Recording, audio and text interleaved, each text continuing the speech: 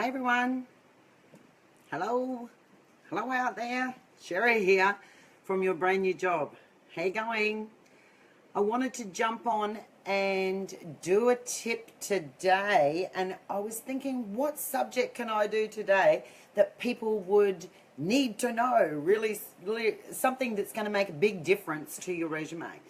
So I got thinking, and one of the big things I find that heaps of people do is they overuse fluffy words, I call them. I don't know if that's the right word, but I call them fluffy words. So they overuse these, and they also put them in the wrong location on their resume. So it's not like don't use these words. It's not like that at all. I don't want you to overuse these words, and sometimes you need to use some of these words. But the big ticket item here is where to place those words. Hey Ramil, how you going?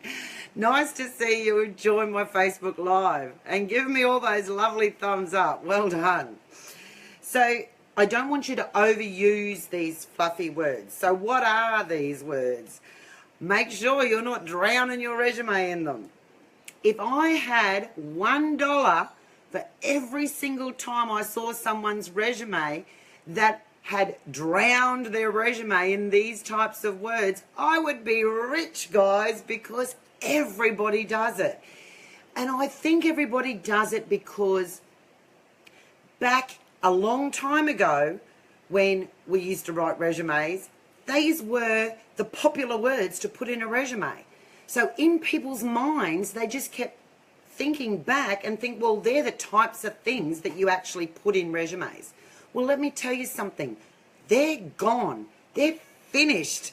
Nobody wants to see these type of words drowning all your paragraphs and your sentences anymore.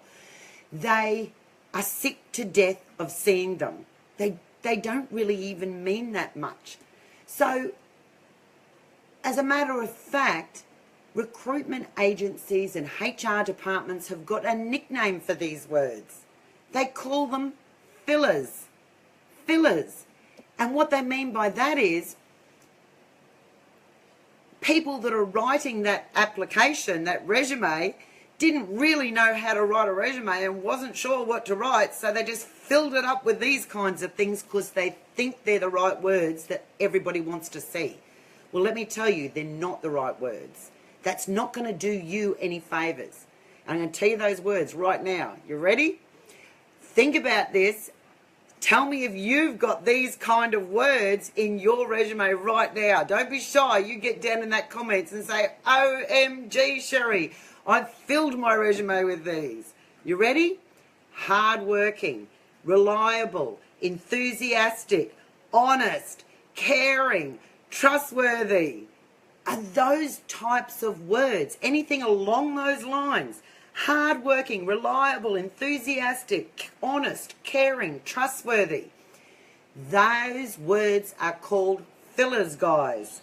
They actually don't mean anything. Look, at the end of the day, if I was reading someone's resume and I'm scan reading that resume for the first time I've ever seen it, and I'm looking at it, and those sort of words are jumping out at me, well, I can tell you now, I'm not going to bring you in for a job interview because you say you're reliable, you're trustworthy, you're honest, you're caring, you're hardworking.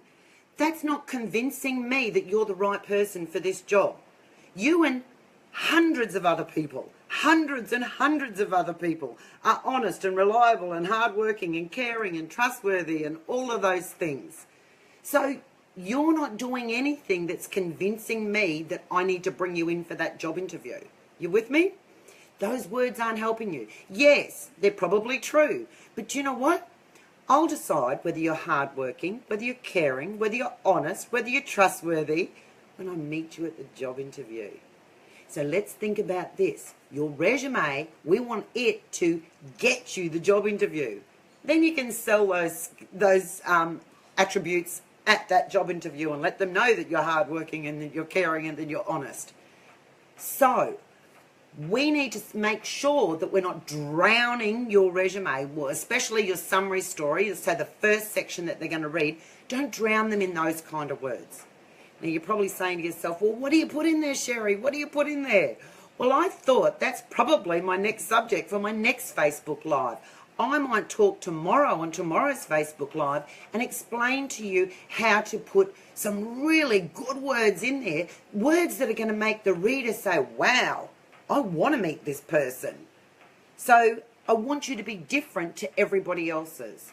I also want people to want to bring you in, and I want them to read that section, and I want them to say, this person has got exactly what we're looking for.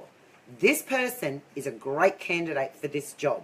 And that's what's going to make a difference to whether they continue to read your application, the rest of your resume, or whether they just put you in the no good pile. I don't want you in the no good pile. I want you in the, oh, let's have a look at this candidate's pile. And greatly increase your chances of getting that job interview, getting called in for that job interview. So what I want you to do is, if you haven't already, I want you to get up there, I want you to like my page, and follow my Facebook Lives, because tomorrow we're going to talk about all the good stuff that you can put in your resume. No more of this fluffy stuff, guys. Let's get rid of it. It doesn't convince anybody that you're a perfect candidate for that job. You and absolutely hundreds and hundreds and hundreds of other people are all hardworking, reliable, enthusiastic, honest, caring, trustworthy. You might be all of those things, but seriously, that's not what's going to convince them to bring you in for a job. But tomorrow you're going to find out what is. So thank you for joining me here today. Get in that chat box and tell me, have you got those sort of fluffy words scattered all over your resume right now? Because I can see everyone jumping on their computers tonight and they're going to be taking those words out. But don't do it tonight. Do it tomorrow night. After tomorrow, I tell you the right words to put in there. Okay, guys.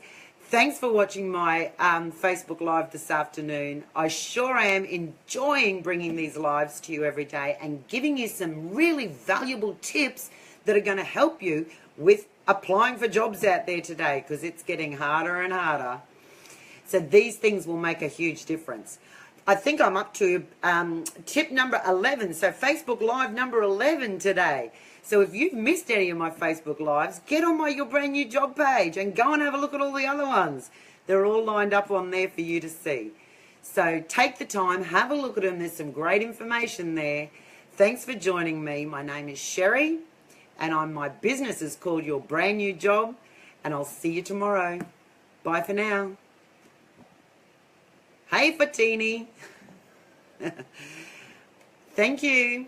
Bye now.